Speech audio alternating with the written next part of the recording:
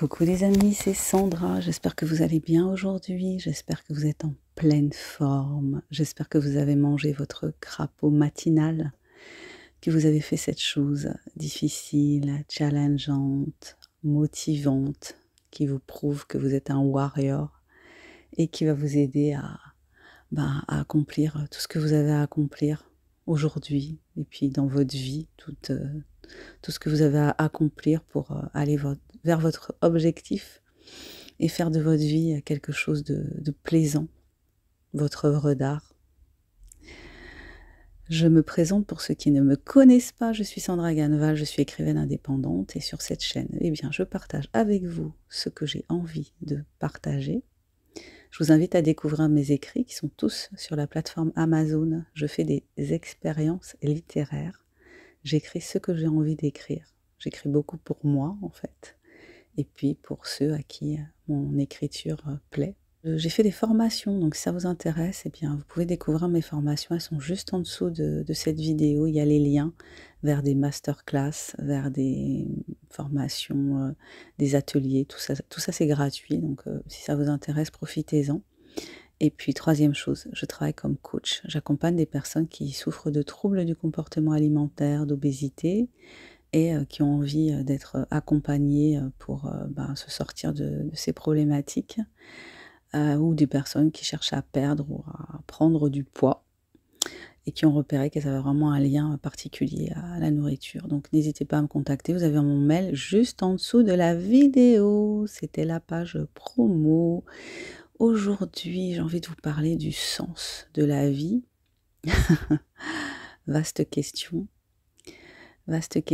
qui se pose quand on perd un être cher, qui se pose quand on voit dans le monde des événements qui nous font nous interroger sur la nature humaine, sur que sont les gens, que sont ces personnes qui a priori nous ressemblent si peu, et qu'est-ce qu'elles nous disent de nous quand on observe leurs actes. Donc là, j'ai été très interpellée par le procès qui a lieu à Mazan. Si je ne me trompe pas, c'est Mazan, le nom du village. Donc cette femme qui, pendant une décennie, a été offerte sur l'autel du sacrifice par son mari à des hommes inconnus. Donc il passait des annonces et puis il invitait des hommes à venir violer sa femme inconsciente, droguée par ses soins, donc constamment droguée pendant 10 longues années en fait, à tel point que au bout d'un moment, cette femme et ses enfants se demandaient si elle n'avait pas la maladie d'Alzheimer, puisque les médicaments, les tranquillisants, les anxiolytiques qu'il lui faisait prendre, attaquaient petit à petit sa mémoire, sa capacité de se tenir debout, sa capacité de vivre tout simplement. Donc elle était complètement dans le brouillard, dans le cirage quasiment constamment. Et puis d'après ce que j'ai compris, quand il voulait la faire abuser, il augmentait les doses pour qu'elle soit dans une inconscience. Donc ça pose toujours la question de qui sont ces hommes qui font ça. Donc alors j'ai entendu entre 90 et 100 hommes. Donc le mari ne prostituait pas sa femme, hein. C'était vraiment de la perversion totale, hein. Il y avait même pas un côté mercantile derrière. Enfin, je ris, mais c'est pas vraiment. C'est un rire jaune, on va dire.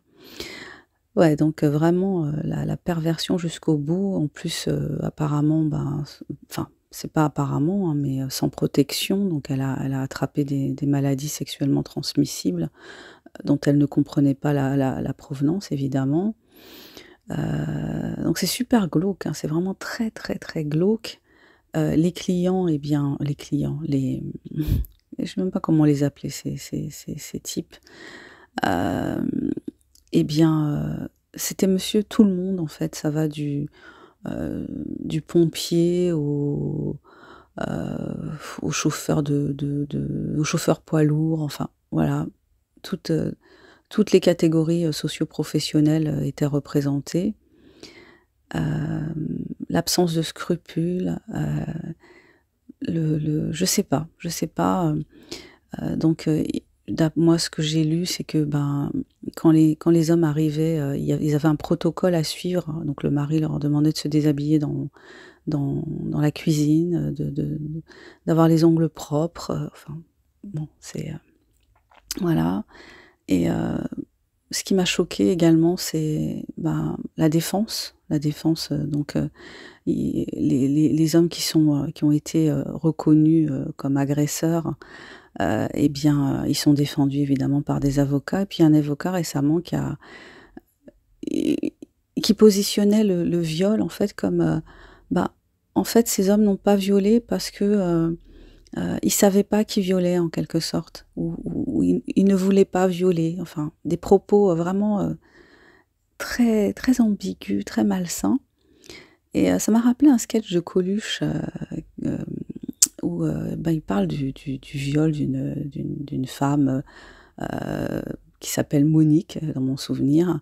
Donc c'est pas une belle fille, voilà. Et puis, il y a un moment dans le sketch, il fait dire à son personnage, «Violer, c'est quand on veut pas, mais moi, je voulais». Voilà, donc j'ai trouvé que la défense de cet avocat, elle m'a rappelé ce sketch de Coluche. Voilà, donc comme les hommes ne voulaient pas violer, eh bien, ce n'était pas du viol. Voilà, donc c'était la justification, délirante, de cet avocat. Et je trouve ça assez, fou, enfin, cet aplomb, mais en même temps, ça ne me surprend pas, hein, parce que, la justice, des hommes, elle est assez peu juste dès qu'il s'agit, de viol, hein, d'agression envers les femmes, d'agression envers les enfants. Donc je ne suis pas étonnée. Et je vous disais que j'allais vous parler du sens de la vie. Donc je me demandais, quel est le sens de la vie pour ces hommes qui arrivent, heu, déjà qui répondent à ce type d'annonce, heu, qui arrivent face à cette femme, inconsciente ou, semi-consciente, en tout cas certainement pas consentante, certainement pas capable de donner son consentement à un acte sexuel. Donc qu'est-ce que ça veut dire pour eux d'être, dans cette posture, de domination, totale face à un être? Hem, Cette posture où, tu peux faire ce que tu veux à quelqu'un qui ne pourra pas réagir, qui ne pourra pas se défendre. Et le nombre d'hommes est impressionnant malgré tout. Donc il revenait, hein, c'était, voilà, ben, c'est gratos, on revient, enfin. Hem, j'ai trouvé aussi, intéressant, j'ai regardé quelques vidéos sur le sujet et j'ai lu les commentaires et je trouve que c'est toujours intéressant de lire les commentaires. Et certains commentaires sont extrêmement glauques, extrêmement, graveleux. Et je pense que ça donne aussi une idée de ce que peuvent être ces hommes. Parce que ceux qui mettent des commentaires graveleux comme ça, eh bien, pourraient être ces hommes-là. Et ça parle du rapport de l'homme à la femme aussi, hein. Ça parle du rapport de domination, masculine, que, malgré, tout ce qu'on peut nous faire comme cinéma, woke, comme cinéma féministe, heu, la domination masculine, elle est toujours là, elle est toujours présente. Ce Le fait que des hommes puissent s'arroger le droit de prendre comme ça le pouvoir sur, le corps des femmes, hem, voilà, c'est quand même un truc, très masculin. Ça reste très masculin, ça. Donc ça, ouais, ça pose question, ça interpelle, heu, ça dérange, ça attriste. Et puis, ben, on ça sidère, voilà, on est dans de la sidération. Et puis surtout, on se dit que si, ce monsieur, ben, il n'avait pas commis, un acte délictueux, au grand jour, c'est-à-dire que il a été repéré parce qu'il filmait sous les jupes de femmes. Voilà, à partir de là, il a été, il a été arrêté et les policiers ont fouillé son téléphone portable et ils ont découvert, je crois que c'est 20 000 vidéos, photos à caractère pornographique de son épouse. Et c'est à partir de là, en fait, qu'elle, elle a découvert ça et elle est tombée des nues et la famille aussi, quoi.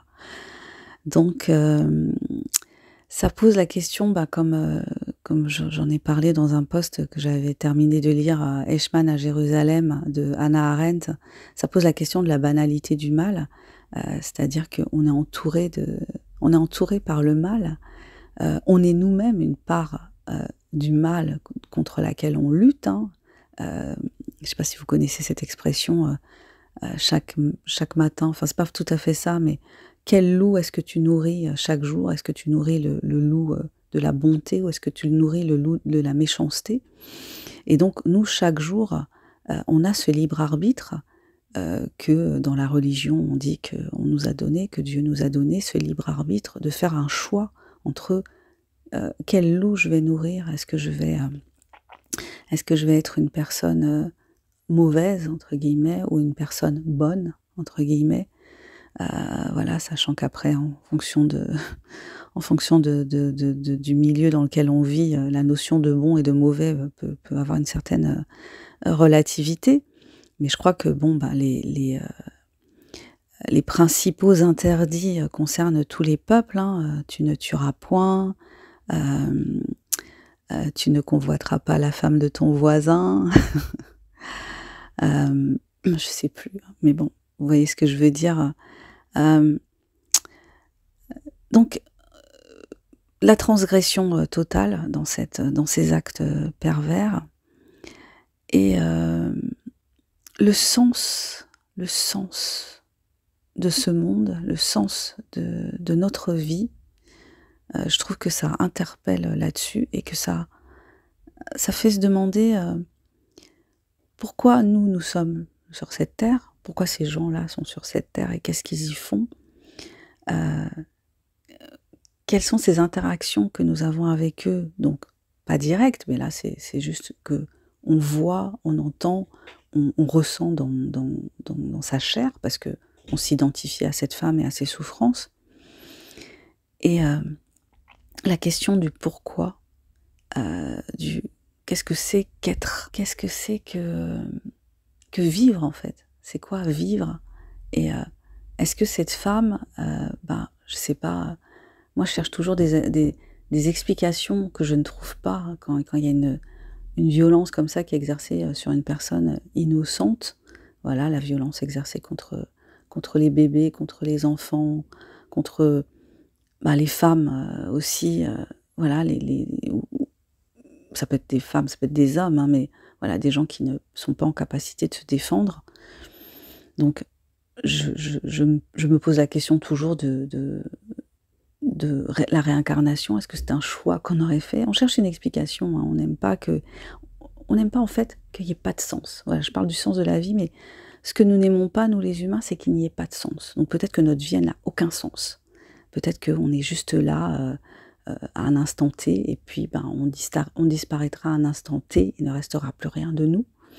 Ou alors peut-être qu'on est là pour une raison, qu'on a choisi effectivement d'être là, qu'on expie des choses, ou qu'on est venu vivre une expérience terrestre, ou qu'on est venu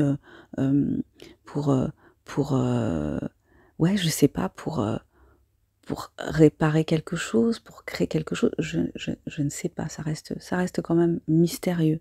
Mais voilà, je trouve que quand il y a des choses comme ça qui se passent, voilà, que ce soit la perte de personnes chères, que ce soit des actes comme ça de barbarie, donc je parle de cette femme, mais je pourrais parler des innocents qu'on tue pendant des guerres absurdes comme celle qui a lieu actuellement en Israël ou en Ukraine, et ailleurs aussi, hein. Il y a d'autres pays qui sont en guerre actuellement, mais on n'en parle pas parce que c'est pas...